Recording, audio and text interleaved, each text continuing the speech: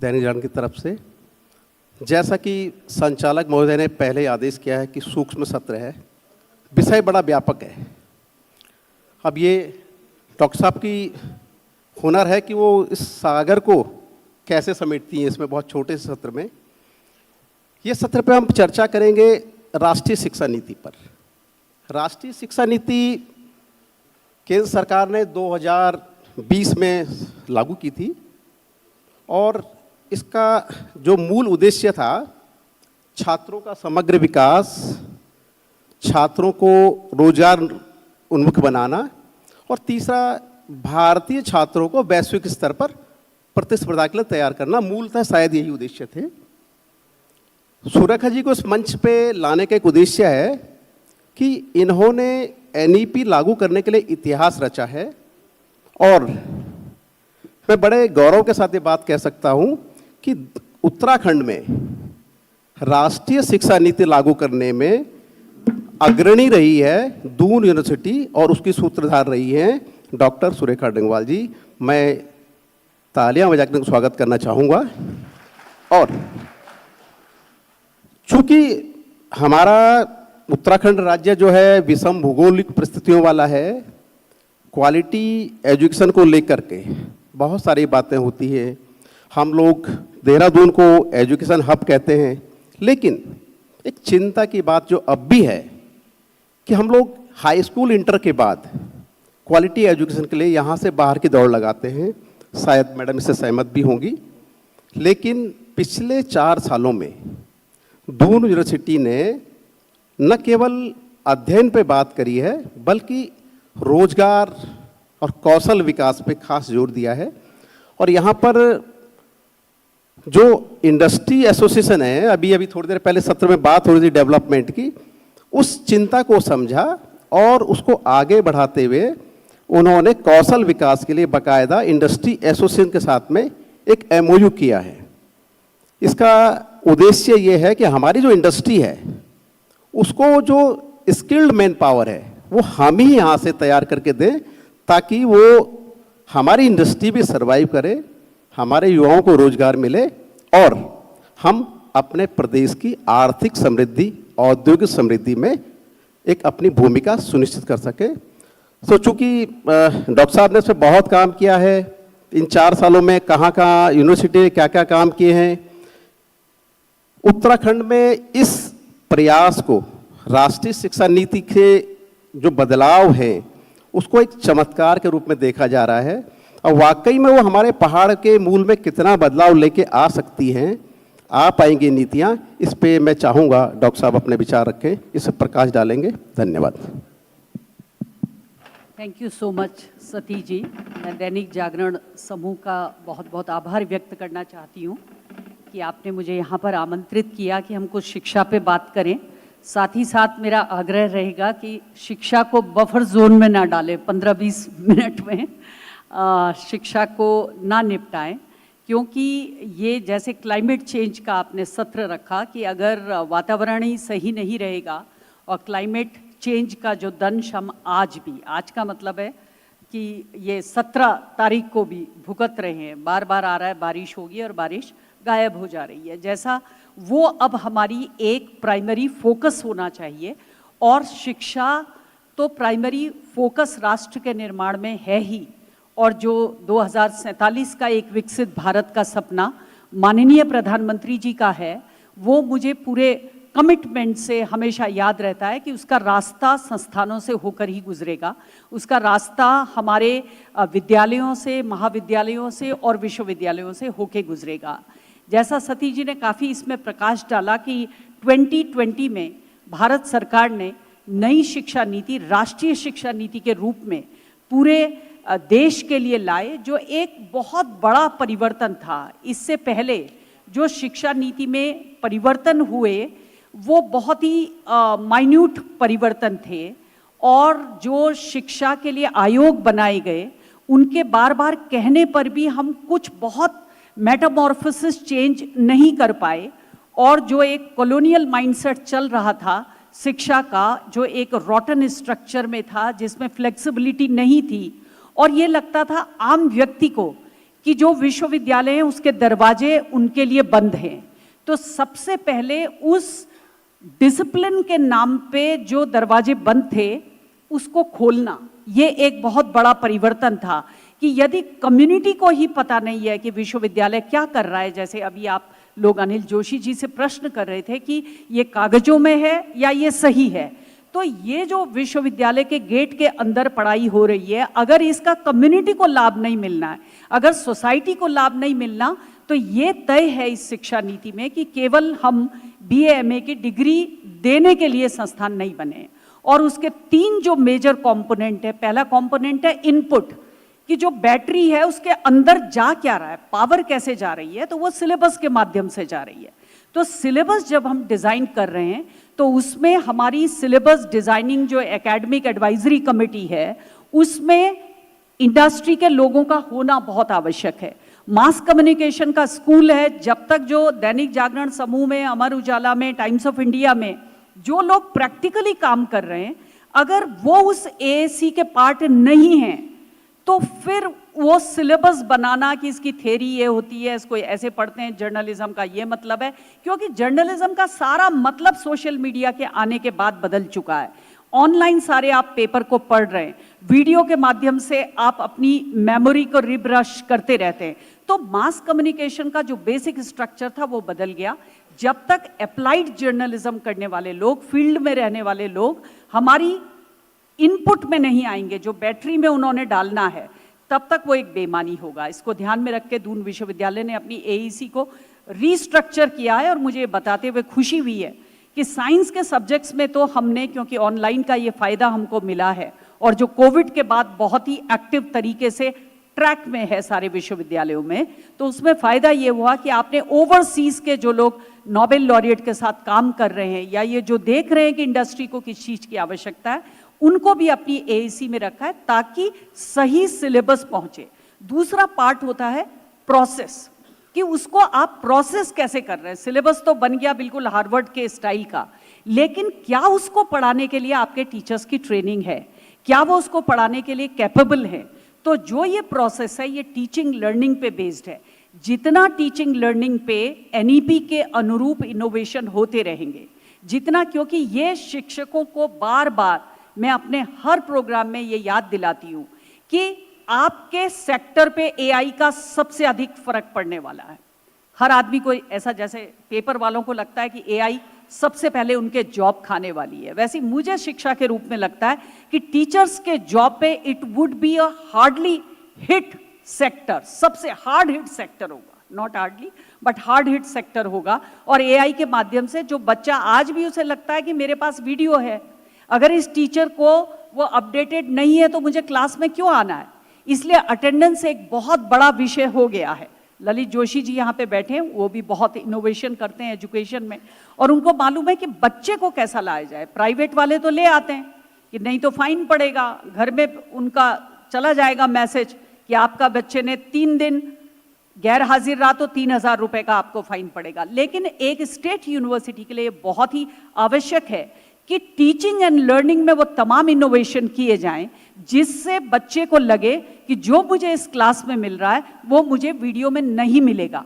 या जो अच्छी तरीके के इंस्टीट्यूशन, बहुत नामी गिरामी इंस्टीट्यूशन है, उनके ऑनलाइन कोर्सेज में या उनके जो उनका अपना लर्निंग सिस्टम है, LMS जिसको कहते हैं, लर्निंग मैनेजमेंट सिस्टम है, उसके थ्रू उसको मिल रहा है तो मुझे क्या मिल रहा है। इसको देखते हुए दून यूनिवर्सिटी ने अपना LMS बहुत ही इफेक्टिव तरीके से जारी किया है। जो सती जी का एक प्रश्न था, क्योंकि समय कम है, क्विकली उसको भी लेते हुए, कि जो दूर दराज के कॉलेजेस हमारे हैं जहां उतने टीचर नहीं हैं, जितने सब्जेक्ट हैं, हर सब्जेक्ट में टीचर या तो एक है या उससे ज़्यादा नहीं है, लेकिन है तो वो भी महाविद्यालय, तो क्या हम अपने लर्निंग मैनेजमेंट सिस्टम को अपने दूर दराज में रिमोटली लोकेटेड कॉलेजेस के लिए खोल सकते हैं या नहीं। उसके बाद जो तीसरा है that is learning outcome, outcome based system है। पहला इनपुट, फिर प्रोसेस, फिर आउटपुट।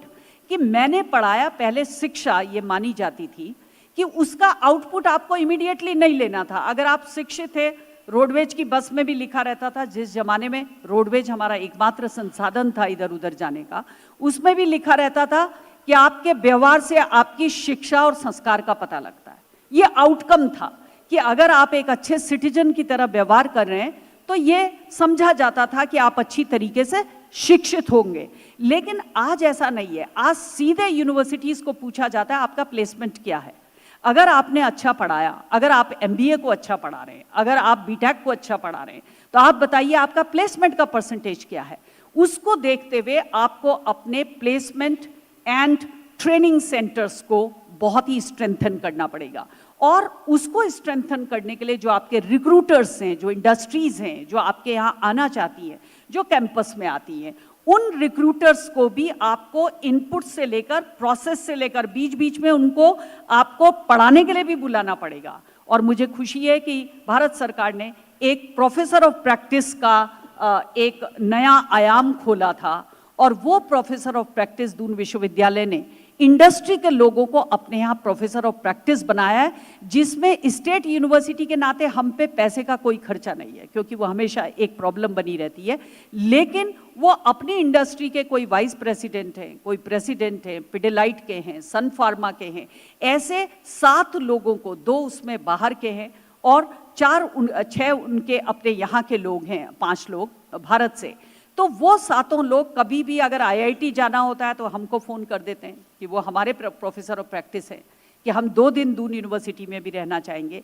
इस तरीके के एक्सपेरिमेंट करके शिक्षा के ये जो तीनों भाग हैं, और नेशनल एजुकेशन पॉलिसी में जो इम्प्लीमेंटेशन है, जो लैंग्वेज का एक बहुत बड़ा कंपोनेंट है सती जी उसमें, कि अपनी मातृभाषा में पढ़ाएंगे, उसका ये मतलब नहीं है कि you should discourage speaking English और राइटिंग इन इंग्लिश। आपको उसे डिस्करेज नहीं करना, क्योंकि अल्टीमेटली आपने ग्लोबल बाउंड्रीज खोल दी हैं एजुकेशन के लिए। तो आप अपने बच्चों को ये नहीं कह सकते कि अब अंग्रेज चले गए और हमने उपनिवेशवाद से मुक्ति पा दी और हमें उन्हें गाली ही देनी है। It is not. आज भी इंग्लिश ग्लोबल कम्युनिकेशन का सबसे सशक्त माध्यम है।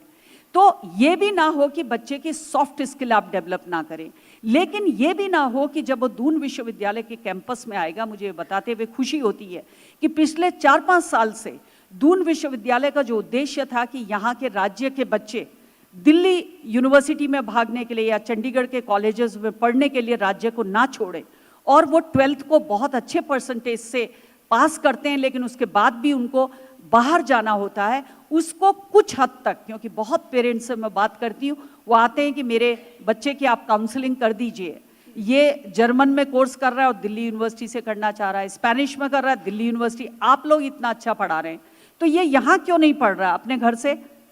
जो पहाड़ के माँ बाप की एक चिंता रहती है कि दाल भात कैसे खाएगा दिल्ली में, तो वो कहते हैं अपने घर से दाल भात खा के जाएगा और सामने यूनिवर्सिटी है वहाँ पे पढ़ेगा।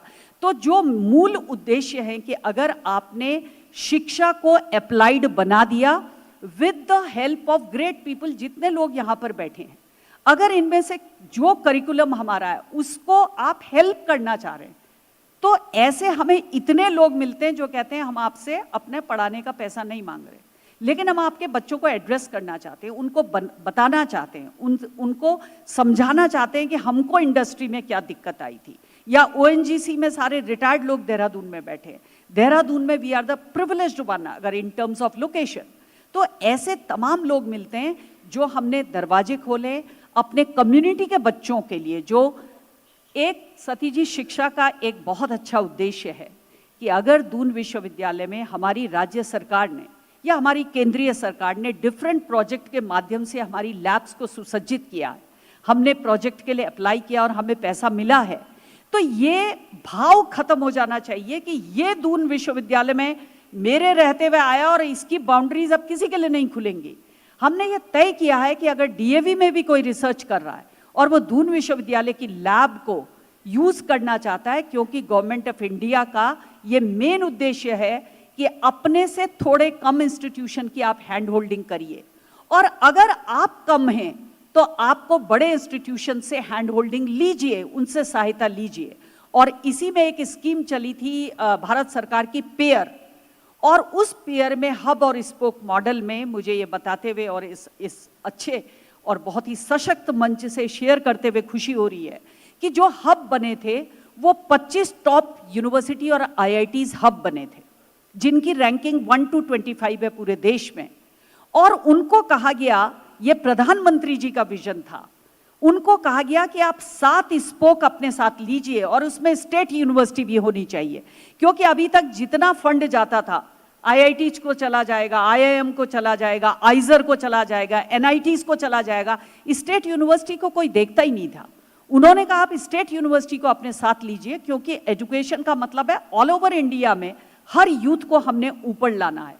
तो हमने उस स्कीम में अप्लाई किया और मुझे कहते हुए खुशी है कि पूरे जो एनआईआरएफ रैंकिंग है उसमें आईआईटी मद्रास नंबर 1 पे है, और आईआईटी मद्रास ने दून यूनिवर्सिटी को अपना स्पोक बनाया है और एक हब को 100 करोड़ की ग्रांट मिली है। उसने 7 स्पोक बनाने हैं और हमारे टीचर्स, हमारे बच्चे जो डेजर्टेशन कर रहे हैं एमएससी में और एमटेक में, वो इस समय आईआईटी मद्रास में अपना विंटर कोर्स पूरा कर रहे हैं। तो ये एक सशक्त भारत की इतनी अच्छी परिकल्पना है। और एक और जो, क्योंकि दून यूनिवर्सिटी क्या कर रहा है, वो हर वो चीज कर रहा है जो प्रधानमंत्री जी सपना देखते हैं, जो हमारे माननीय मुख्यमंत्री जी सपना देखते हैं इस राज्य को सशक्त करने के लिए। प्रधानमंत्री जी ने सारी फंडिंग एजेंसी को मर्ज करके एएनआरएफ की स्थापना की है, अनुसंधान नेशनल रिसर्च फाउंडेशन। अभी तक कभी आप डीएसटी पे जाते हो, कभी सर्प पे जाते हो, कभी अलग अलग फंडिंग एजेंसी पे जाते हो, और आपको विश्वास होगा कि उन्होंने अमेरिका की तर्ज में अपनी सारी इंडस्ट्रीज को आह्वान किया है कि आप अपना पैसा इस एएनआरएफ में डालिए। और जिस दिन प्रधानमंत्री जी ने अनुसंधान नेशनल रिसर्च फाउंडेशन को देश को समर्पित किया था, उस समय 1.25 लाख करोड़ के बजट की डिमांड की गई थी और बहुत हद तक उसको अचीव कर दिया गया। और दून यूनिवर्सिटी में शुरू में ही एएनआरएफ के 2 प्रोजेक्ट सैंक्शन हुए। तो जब तक इंडस्ट्री पैसा पंप नहीं करेगी हायर एजुकेशन में, और जब तक हम इंडस्ट्री की मदद नहीं लेंगे, तब तक ये 4 दीवारी के अंदर बैठी हुई एजुकेशन पूरी तरह ऑब्सोलीट हो चुकी है। हम जितनी जल्दी मान जाए कि मैं क्लास में गया और मैंने वही बात बोली जो मैंने पढ़ी, ना मैंने अपने को ट्रेंड किया, ना मैंने अपने को अपग्रेड किया, ना मैंने जमाने के साथ चलने की ठानी, और मैंने कहा भारत को 2047 तक सशक्त राष्ट्र बनाना है, मुझे लगता है वो सब संभव नहीं है जब तक हम अपने पार्टनर्स को अपने यहाँ नहीं बुलाएंगे, जब तक इंडस्ट्री के साथ through professor of practice, through स्तुति, बहुत सारी, मतलब ये समय कम है ये बताने के लिए कि भारत सरकार साइंस एंड टेक्नोलॉजी को और भारत को उसमें आगे ले जाने के लिए क्या क्या कर रही है। दून यूनिवर्सिटी ने तय किया है कि अपने हर कॉन्वोकेशन में एक बड़े आदमी को कॉन्वोकेशन एड्रेस के लिए बुलाई, बिकॉज कॉन्वोकेशन कम से कम ऐसा होना चाहिए कि हमारे माननीय राज्यपाल जी के अलावा, और मैं माननीय मुख्यमंत्री जी का भी धन्यवाद करना चाहती हूं कि वो कभी भी कॉन्वोकेशन में नहीं जाते किसी भी राज्य सरकार के विश्वविद्यालय के। अगर कभी राष्ट्रपति जी आ जाएं तो उनको प्रोटोकॉल में जाना पड़ता है, उपराष्ट्रपति जी आ जाएं, अदरवाइज वो कहते हैं कि आपका कॉन्वोकेशन है, आप चांसलर को बुलाइए और आप अपने तरीके से बच्चों को इंस्पायर करिए। उसी को देखते हुए हम एक बड़े आदमी को, जैसे हमारे एक कॉन्वोकेशन में माननीय कस्तूरी रंगन जी जो अध्यक्ष थे एनईपी 2020 के, उनको एड्रेस के लिए बुलाया।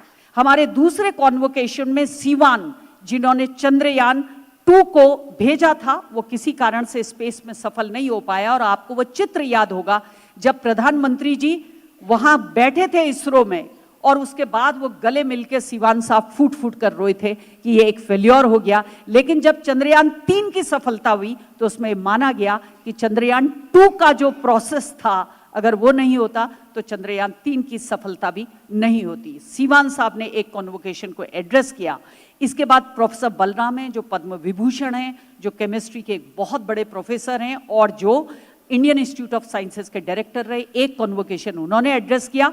और अभी मैं ये बताना चाहती हूँ, जो कहते हैं कि भारत सरकार शिक्षा में क्या कर रही है, राज्य सरकार शिक्षा में क्या कर रही है, अभी प्रधानमंत्री जी ने ये बात कही कि जब तक एआई हमारा नहीं होगा, हमारा का मतलब है generated in India only, AI by Bharat नहीं होगा, तब तक आप और मैं केवल AI by America, AI by the western world के एक प्रोड्यूस मात्र रह जाएंगे। हम उसी को यूज कर रहे हैं और वो हमको यूज कर रहे हैं।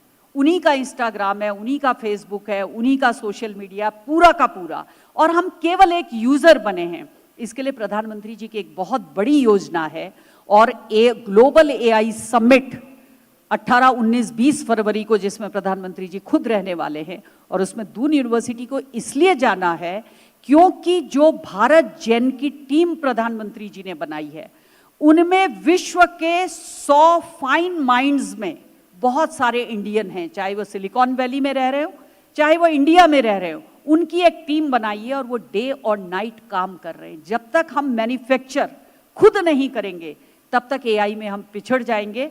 उसी फाइन माइंड्स के एक बहुत ही इंपॉर्टेंट सदस्य हैं, कभी आप गूगल करेंगे, प्रोफेसर गणेश रामकृष्णन।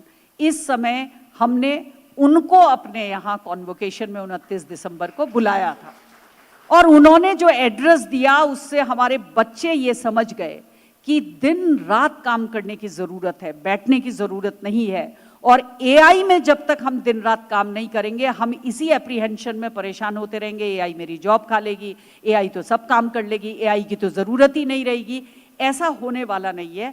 अगर एआई हमारा होगा, अगर एआई हमारी मातृभाषा में होगा, अगर एआई भारत की भाषाओं का सम्मान करेगा, तो एआई भारत के लिए वो मैजिक होगा कि 2047 में हम सशक्त राष्ट्र बन पाएंगे, और उसकी पूरी तैयारी है। और भारत जेन, जी कैपिटल, भारत जेन करके इस परियोजना का नाम है। जेन का मतलब है to be generated in India only, और उसके लिए सारी टीम लगी है। और मुझे पूरा विश्वास है कि अगर संस्थान इस टीम से जुड़ेंगे तो हम एआई की उपयोगिता के साथ अपने विश्वविद्यालयों में बच्चों को उससे लाभान्वित कर पाएंगे और भारत एक सशक्त राष्ट्र बनेगा। धन्यवाद सुरेखा जी, आपने बहुत सारे सवालों का जवाब खुद भी दे दिया है। बहुत सारे हमारे जो यहाँ पर अतिथि हैं उनके सवाल होंगे। एक, हम कितनी सुरेखा लेके आएंगे उत्तराखंड में, ये सवाल मेरा इसलिए है कि सरकारी सिस्टम में एक आमतौर पे एक अवधारणा है कि सरकारी सिस्टम में सब कुछ कागजों में ज़्यादा होता है और धरातल पे कम दिखता है। उसमें आप अपवाद हैं। तो जो हमारी पहाड़ की परिस्थितियां हैं, जो सरकारी सिस्टम का हाल है, उसमें आप जो नई राष्ट्रीय शिक्षा नीति है उसमें उससे कितने बदलाव की उम्मीद करते हैं? एक लास्ट क्वेश्चन मेरा ये होगा, इस पे आप इस पे थोड़ा सा दृष्टि डालेंगे। देखिए, जो बदलाव है वो हो चुका है, बाउंड्रीज खुल चुकी है। हमारे कैंपसेस, आपने सुना होगा कि एमईटी अपना एक कैंपस बाहर खोलेगी, आईआईएम अहमदाबाद ने अपना कैंपस बाहर खोला है। हमारे कैंपसेस बाहर खुले और बाहर के कैंपस यहाँ आ चुके हैं। आपने धर्मेंद्र प्रधान जी का देखा होगा कि उन्होंने प्रधानमंत्री जी के साथ कुछ फॉरेन यूनिवर्सिटी के कैंपस यहाँ लॉन्च किए। काम हो चुका है। टेक्नोलॉजी इतनी फास्ट है, अगर आप चलेंगे नहीं तो आपको किसी जियो का इंतजार नहीं करना गवर्नमेंट का कि आपको आज से कल से आने की ज़रूरत नहीं है यूनिवर्सिटी में।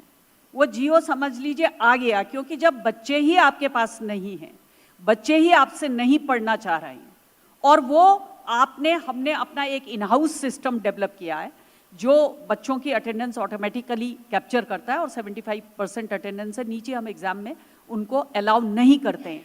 तो सती जी, मुझे ये लगता है कि कभी कभी क्या होता है कि हम लोग खुद काम नहीं करना चाहते और उसको कहते हैं कि सरकारी सिस्टम ऐसा हो गया, सरकार कुछ नहीं करना चाह रही है। क्योंकि मुझे ये लगता है कि जब जब हमने चाहा, जैसे एक एग्जाम्पल मैं आपको दूं कि प्रधानमंत्री जी ने इस योजना को लागू किया था और 29 जुलाई को इसको लॉन्च किया था, 2022 मुझे लग रहा है।